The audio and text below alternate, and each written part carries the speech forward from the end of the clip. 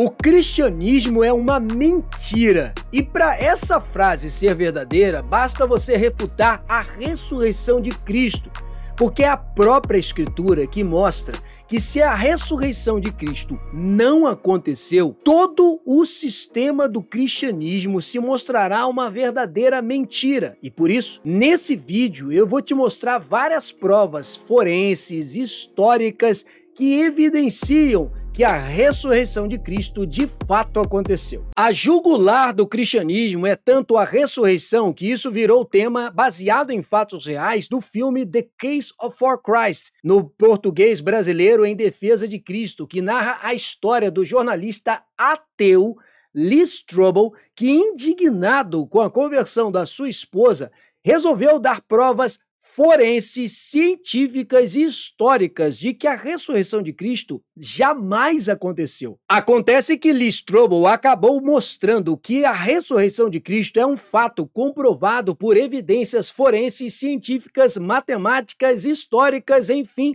até do ponto de vista médico. E eu vou te mostrar algumas das principais evidências nesse vídeo. Para complicar para o lado do cristianismo, é o próprio texto bíblico na primeira carta de Paulo, capítulo 15, verso 14, que compromete tudo com essa base fundamental. O texto diz: "E se Cristo não ressuscitou, é vã a nossa pregação, e vã a vossa fé. E somos tidos por falsas testemunhas de Deus, porque temos asseverado contra Deus que ele ressuscitou a Cristo, ao qual ele não ressuscitou, se é certo que os mortos não ressuscitam. Porque se os mortos não ressuscitam, também Cristo não ressuscitou. E se Cristo não ressuscitou, é vã a vossa fé. E ainda permaneceis nos vossos pecados. E ainda mais, os que dormiram em Cristo pereceram. Se a nossa esperança em Cristo se limita apenas a esta vida, somos os mais infelizes de todos os homens." Provar que a ressurreição de Cristo é um fato tão importante para o cristianismo que, justamente, se Cristo não ressuscitou, a doutrina mais elementar de todas mostra-se uma mentira. Porque Cristo tomou sobre si, na sua morte, os nossos pecados, morrendo em nosso lugar. E a sua ressurreição é a nossa ressurreição e a vitória sobre a morte, o último inimigo que restava, para mostrar as 7 evidências de que ele é, de fato, o Messias prometido. Das 7 categorias e males da humanidade, Jesus triunfou sobre todos eles, restando o último. Jesus mostrou, por exemplo, que venceu todas as enfermidades quando curava os enfermos, que triunfou sobre as forças malignas quando expelia demônios das pessoas, que tinha autoridade sobre a criação natural quando mandou ventos e tempestades se acalmarem, tem autoridade sobre a subsistência humana quando multiplica pães e peixes. Pode resolver também as mazelas espirituais do homem quando faz ele nascer de novo de uma nova natureza, não a natureza humana adâmica, credenciando o homem assim nessa regeneração para herdar o reino de Deus. Triunfou sobre o pecado, não havendo ele pecado, e também sendo feito o pecado, levou os nossos pecados sobre si.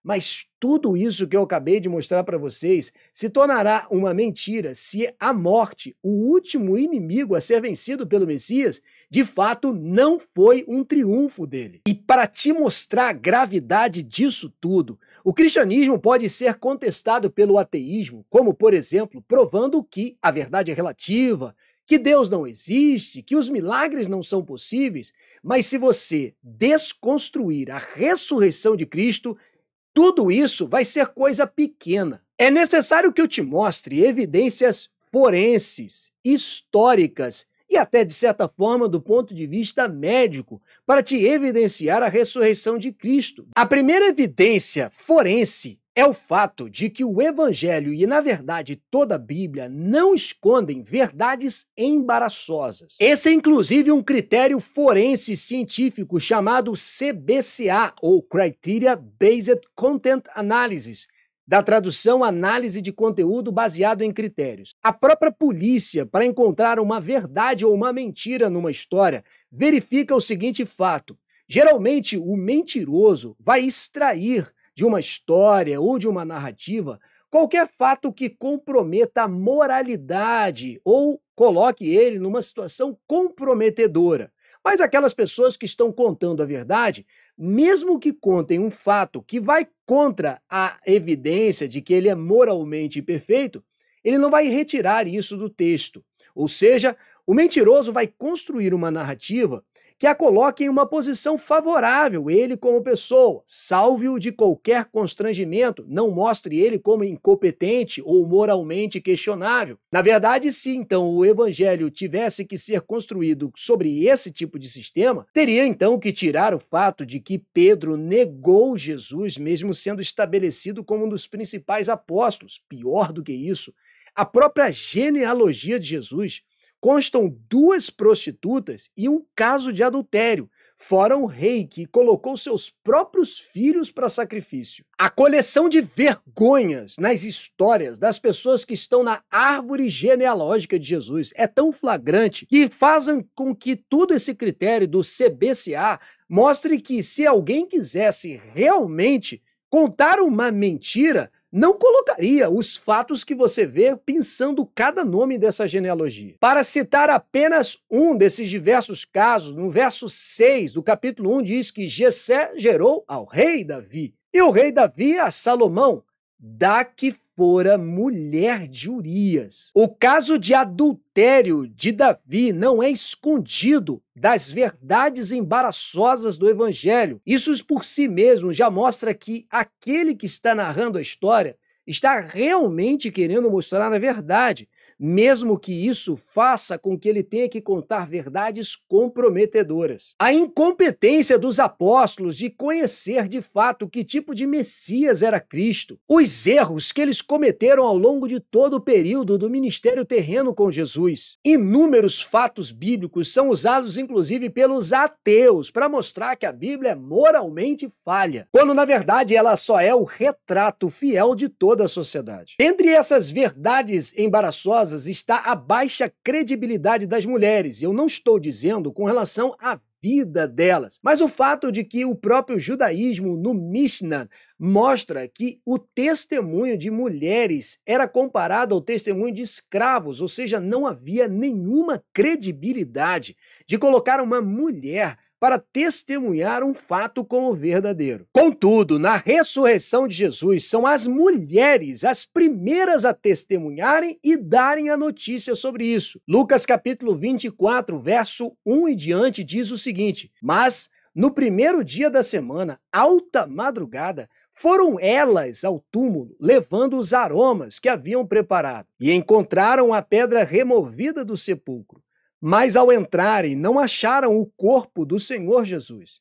Aconteceu que, perplexas a esse respeito, apareceram-lhe 2 varões com vestes resplandecentes. Estando elas possuídas de temor, baixando os olhos para o chão, eles lhes falaram: por que buscais entre os mortos ao que vive? Ele não está aqui, mas ressuscitou. Lembrai-vos de como vos preveniu, estando ainda na Galileia, quando disse: importa que o Filho do Homem seja entregue nas mãos de pecadores e seja crucificado e ressuscite ao 3º dia. Então se lembraram das suas palavras e, voltando do túmulo, anunciaram todas essas coisas aos 11 e a todos os mais que com eles estavam. Eram Maria Madalena, Joana e Maria, mãe de Tiago. Também as demais que estavam com elas confirmaram essas coisas aos apóstolos. As mulheres e a vergonha dos homens, escondidos com medo, é a evidência de que as verdades embaraçosas mostram que nesse método forense, que inclusive foi mostrado pelo Dr.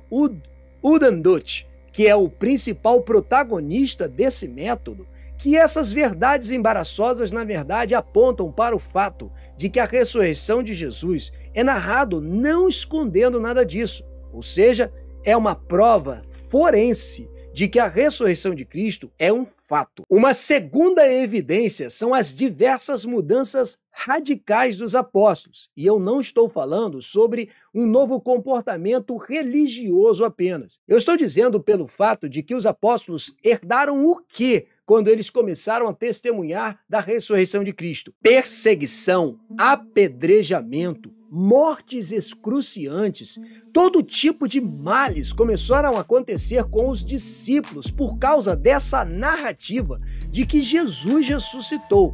Eles não herdaram nada de bom com isso.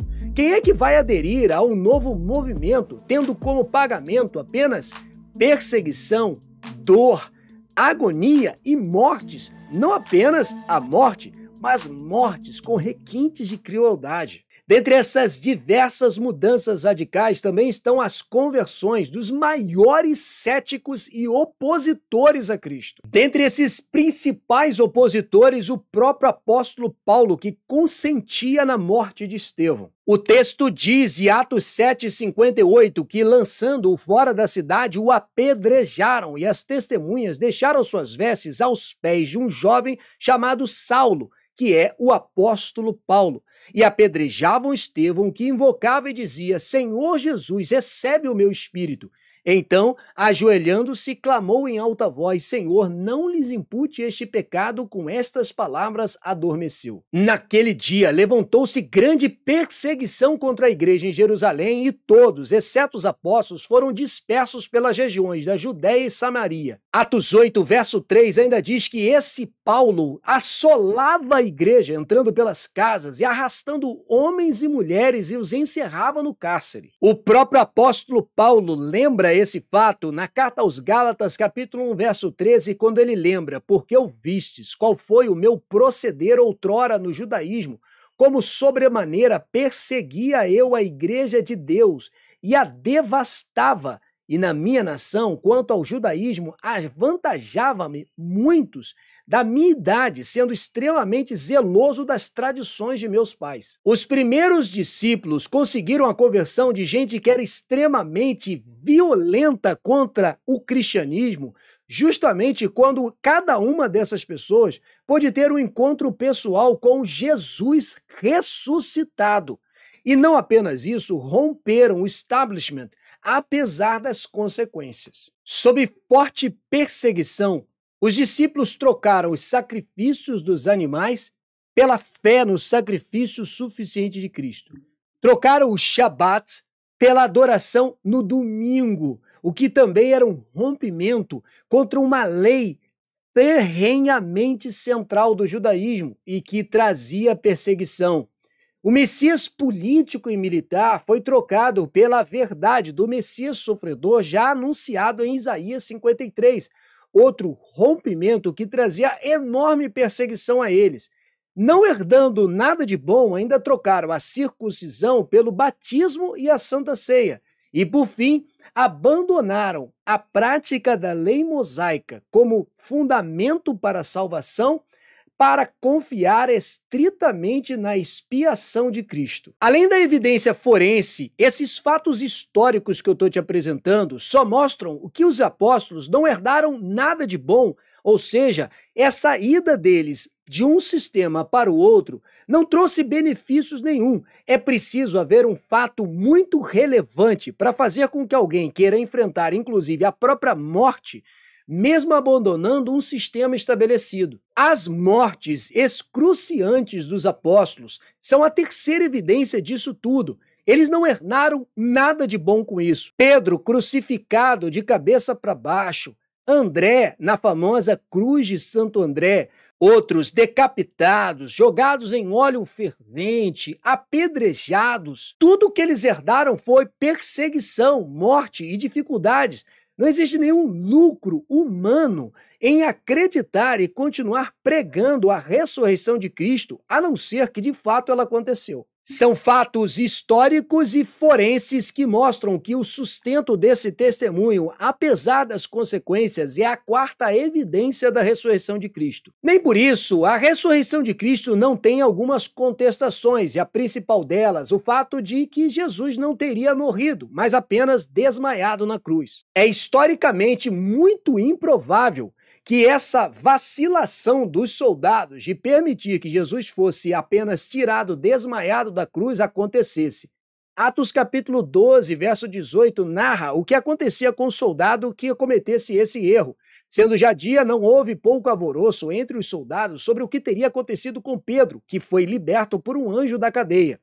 Herodes, tendo-o procurado e não o achando, submetendo as sentinelas a inquérito, ordenou que fossem justiçadas, aqui que tirassem a vida deles. Se não bastasse o relato bíblico do soldado romano lancetando Jesus pelo lado e, consequentemente, saindo água do seu corpo, comprovando assim a morte antes de entregar o corpo a José de Arimateia, a própria evidência histórica mostra que esses soldados se certificavam de todas as formas antes de tirar um morto da cruz. Existem outras diversas evidências forenses históricas de que a ressurreição de Cristo é um fato, o que conteria muitos outros vídeos. Mas, se você tem alguma dúvida, coloque nos comentários, porque isso pode gerar outros conteúdos que mostram provas, evidências que a ressurreição de Cristo é um fato histórico e científico.